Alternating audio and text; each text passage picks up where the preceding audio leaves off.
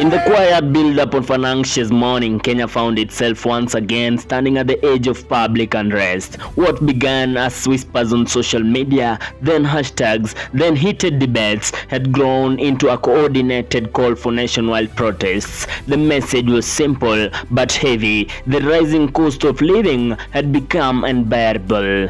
Fuel prices, already a long-standing pressure point, became the final spark. Online spaces filled rapidly with calls for a shutdown, particularly targeting Nairobi's central business districts. Young voices, civil society groups, and frustrated citizens began to align behind a shared sentiment. Enough was enough. Lakini tunasema hivi, Tuesday, sema Tuesday. Tuesday. Tuesday inakuja, sema Tuesday. Tuesday. Hii Tuesday tunaweka maandamano ya mafuta. The planning did not happen in boardrooms or formal halls. It unfolded in digital corridors, X-threads, WhatsApp groups, TikTok clips, and Instagram reels. Within hours, posters circulated, slogans formed, and a rough roadmap emerged. The strategy was clear: assemble in key urban centers, disrupt economic flow through peaceful presence, amplify demands for lower fuel prices and economic relief, and finally maintain visibility through live updates and viral content.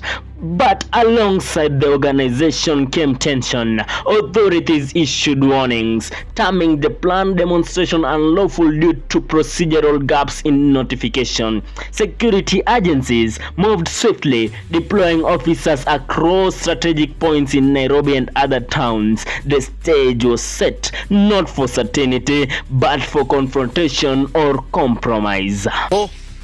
Guided by Public Order Act and the Constitution of Kenya 2010, which guarantees the right to assemble, demonstrate, present petitions peacefully and unarmed.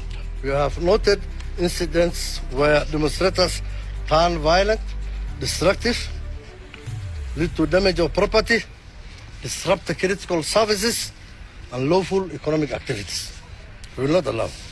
Such actions are unlawful, and the police will take appropriate action. As dawn broke, Nairobi did not wake up as usual. Traffic was lighter in some corridors, heavier in others where commuters attempted to avoid anticipated hotspots. Businesses hesitated to open fully. Street vendors watched carefully, gauging whether today would be profitable or perilous. Police presence was visible, calculated, firm, and widespread. Barricades appeared in select areas, and officers were stationed at the entry points into the CBD. Meanwhile, small groups of protesters began to gather, initially scattered, cautious, but increasingly vocal. Flags, placards, and chants slowly filled the air. The message echoed through the streets: hustle is not enough when life is unaffordable. We are suffering. We are suffering. There's no way this can continue happening in our country. No, we have a government. Tumechoka. Unasikia wanasema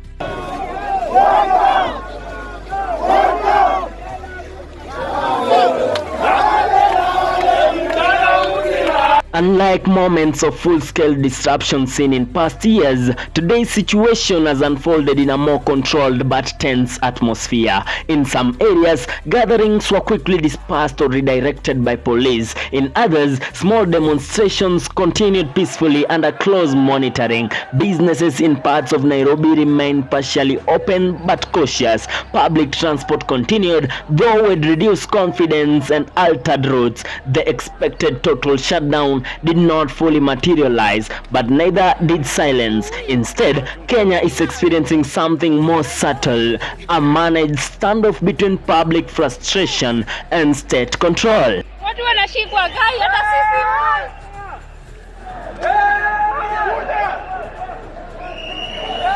Beyond the streets and barricades lies the deeper reality. This is not just about one day of protest. It is about a growing economic strain that has pushed citizens into repeated cycles of mobilization.